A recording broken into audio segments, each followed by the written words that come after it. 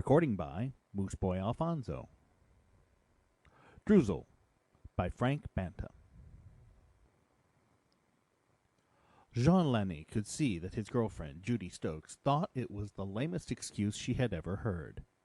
If your ballpoint pen won't write as you want it to, your life doesn't stop, she probably was thinking. You just get yourself another pen. You don't call off a marriage. Skeptically, the girl with the long golden red hair pointed at his breast pocket. This Droozle I must see. And who's that other member of the partnership there beside him? An ever-sharp pencil named Blackie? No, that is the other end of Droozle. Permit me to introduce you. Blandly, the tall young artist slid Droozle from his breast pocket, straightened him from his U-shape, and handed his 12-inch pen to her. A snake! She shrieked. What else? Why, I thought those ruby eyes were jewels. I must have squeezed right up against him when I kissed you, she cried indignantly. You did. I felt him squirm a little. Oh, and here I thought it was your heart beating wildly. Well, maybe it was. It does that sometimes. Let's try again, and this time hold your snake behind you. The long-legged girl stood on tiptoe to reach him. It was your heart beating wildly, she decided a moment later, which makes me think you might not just be trying to get rid of me by a silly excuse. Believe me, I'm not, he urged. Droozle is the key to all my fortunes. All right, tell me about it. But first, tell me where in the universe you got him. Oh, that was just after I graduated from art school. I was on my grand tour. We had an unexpected stopover at the Coffin Planetary System. I discovered ballpoint snakes were the chief export of Coffin, too.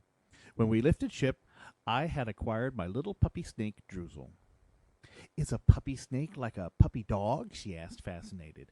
I mean, do they have their little domestic troubles, such as the calls of nature? Oh, he was thoroughly pocket-broken before I acquired him. But he did like his little jokes, and I learned to leave him curled up in a circular ashtray until maturity sobered him. Well, I should say. You drew sketches with him, didn't you tell me? He nodded. At first, he only had one color of ink, red, and if I sketched with him all day, he would commence to look wretchedly anemic. He took 2 days to refill normally. But I could use him again in only 1 day's time, provided I didn't mind the top 3/4 of my pen laying on my arm. I hope his weight didn't get tiresome, she commiserated, holding in her amusement. I coped somehow, he answered sturdily. Later he learned, after I squeezed him on the liver a few times just to show him how, to switch to a lovely shade of ochre, which was delightful on pale green or pink paper. Why, what's the matter, Judy? Go on, she choked. Go. He beamed. I write my letters with him, too. Every day I wrote with him, first in red, and then in ochre to give him a rest. He seemed to love to write more than to sketch. He would jump into my hand with tail happily pointed downward as I sat down to my writing desk. And when I later saw his dark green stripes turning pastel and knew that anemia was imminent, and started to lay him down for an earned rest, he would stiffen himself as if to say, Oh, come, I'm good for half a page yet. It sounds as though he was a willing worker, but I still can't see why his malfunction makes our marriage impossible. I haven't got to his career as a novelist yet. There lies the heart of the tragedy. Please proceed to the heart of the tragedy. It all began when I found him arched up one morning, writing by himself. With difficulty, it is true.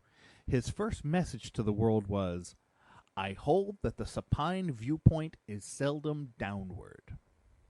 I don't see how he could stand up on end to write for very long, even with such a magnificent philosophy to bolster him. What a terrible pun, Jean groaned. He couldn't stand up very long at first, but I saw he had talent. I gladly learned the skill of holding him upright in a relaxed manner so that he could express himself on paper. In no time at all, he had written what was to be his first sensational, best-selling shocker, Naked Bellies in the Grass. That does sound sensational. Not for snakes. He neglected to mention his characters were snakes. I Fang You Very Much followed swiftly afterward and was just as successful. Mothers were amused with its lispy title and got it for the children. Sounds like a story with some meat in it. Yes, something you can get your teeth into. However, his next offering, A Snake Pit Full of Love, was by far the topper. It was banned in Boston. You haven't mentioned anything tragic so far, she observed. In fact, you have made a pot of money.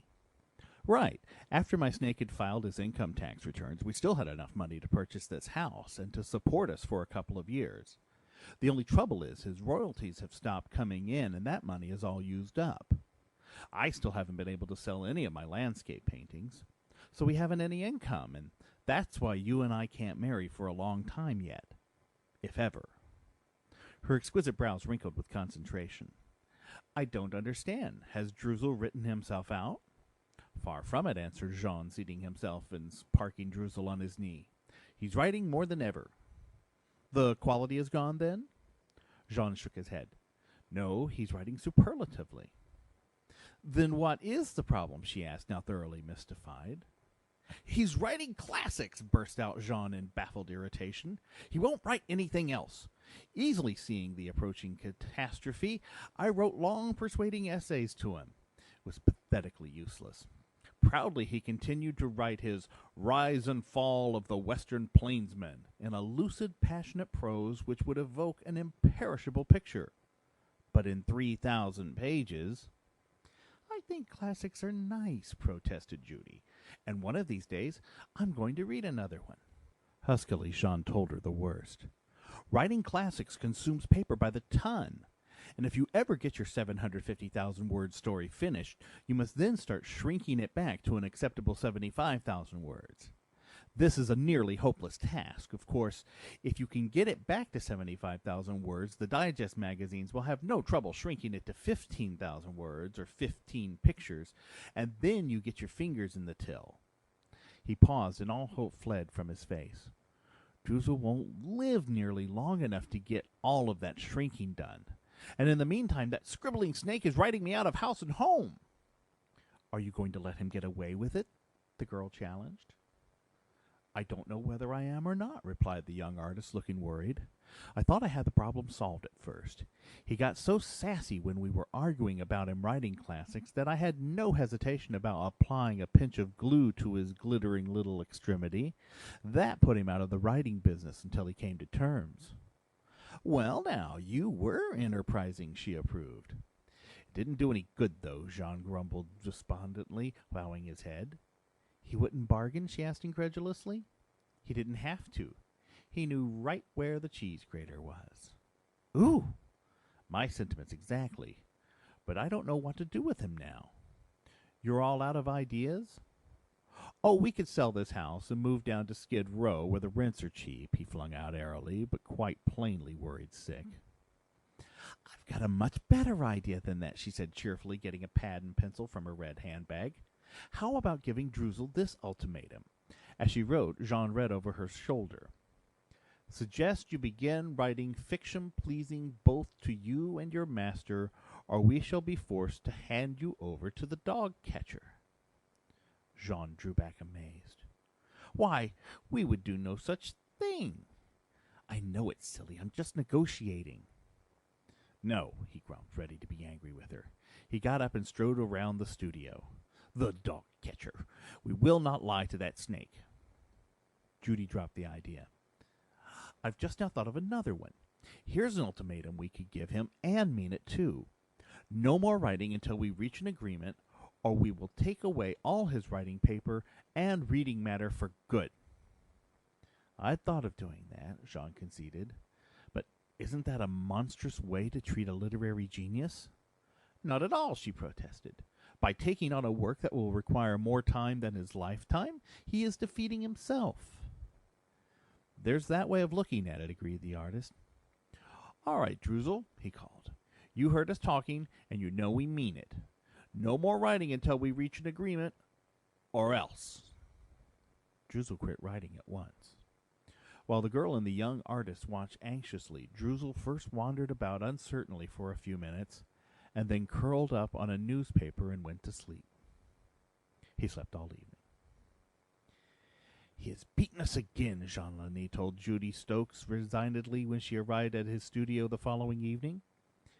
He watched Droozle fascinatingly as the snake moved his restless tail over the margins of newspapers spread on the floor. "He doesn't know yet that I know. I discovered the fraud only by the merest accident." "He isn't writing?" she asked, perusing the newspapers for signs of Droozle's elegant script. "He most certainly is." "Where?" "Look at him!" Jean exclaimed, ignoring her question. "He's doing it again!" Droozle had ceased wriggling for the moment and lay there shaking violently, as though he had malaria. Then the paroxysm passed, and he took up his restless movements again. "The poor genius," mourned Judy. "He must be sick with frustration." "Sick, my eye!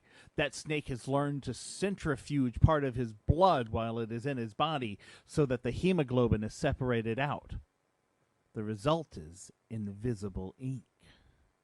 "Why, I'll tell that Droozle off," raved Judy. "Here I sat feeling sorry for the little crumb."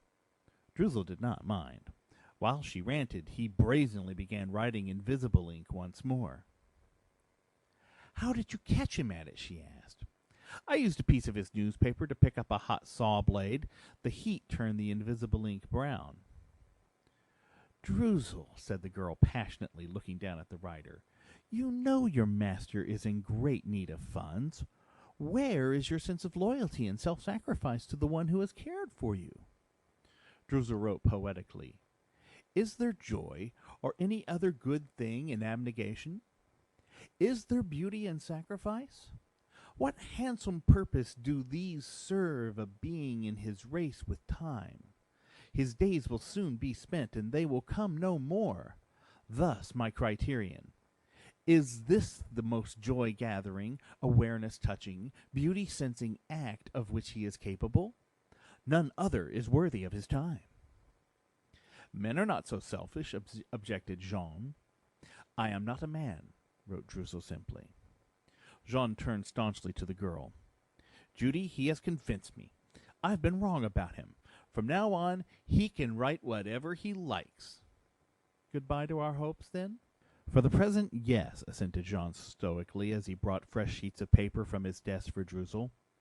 "My landscapes might begin to sell after a while," he added without conviction. "Rotten little crumb," Judy fumed, glaring balefully at the snake. But Droozle wrote serenely on, his ruby eyes glowing enigmatically. Jean interposed magnanimously. "I see now that I have been inexcusably selfish with Droozle. I've kept him cooped up here, not wanting to bother with him while I was out on my painting trips. True, he was busy writing, but most of his knowledge of Earth has come from books. He can't write classics about living things unless he sees living things."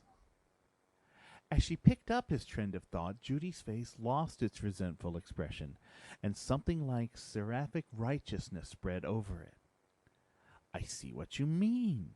Just how did you plan to make up for this shut-in feeling that poor Droozle must have been suffering so much from for all these years?" "Oh, Judy, I'm so glad you asked me." He threw wide his arms to the world. "Out into the wind and the rain we shall go, and there I will draw my pictures while he observes.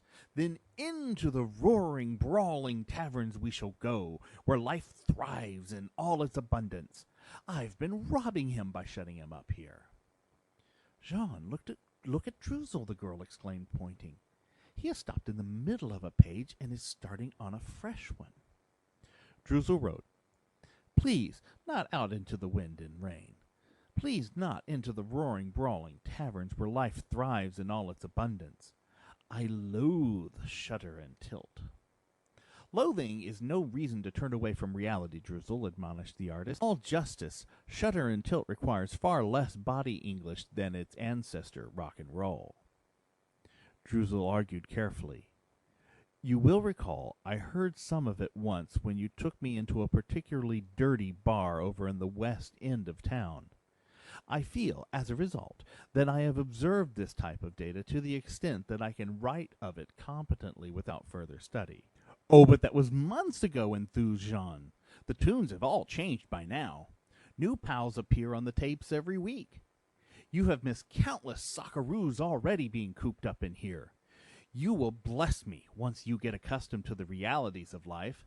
See if you don't. Hi-ho, the wind and the rain. The snake shuddered. Careful, you'll centrifuge, Judy warned. Jean added reflectively, studying the ceiling. Day by day, month by month, year by year, the reality of everyday existence etches deeply into our consciousness, if we will but have the fortitude to expose ourselves to it. Droozle unavoidably centrifuged this time, but did manage, with laborious lateral movements, to mix the hemoglobin back with the plasma again. He complained, "It is cruel of you to condemn me to this ugliness. I want only to read my books and hear a few simple fugues by Bach." "It is not cruel. You will have exactly the same existence I have chosen for myself as an artist. It is fundamental that if you are to write serious literature, you must rub your nose against the realities of life." Droozle wriggled unhappily for a moment. Finally he wrote, "Actually, my writing may not be as serious as the title implies. Misunderstandings conceivably arise over titles. Instead of The Rise and Fall of the Western Plainsman, how about changing it to Those Low-Down Scaly Rustlers?"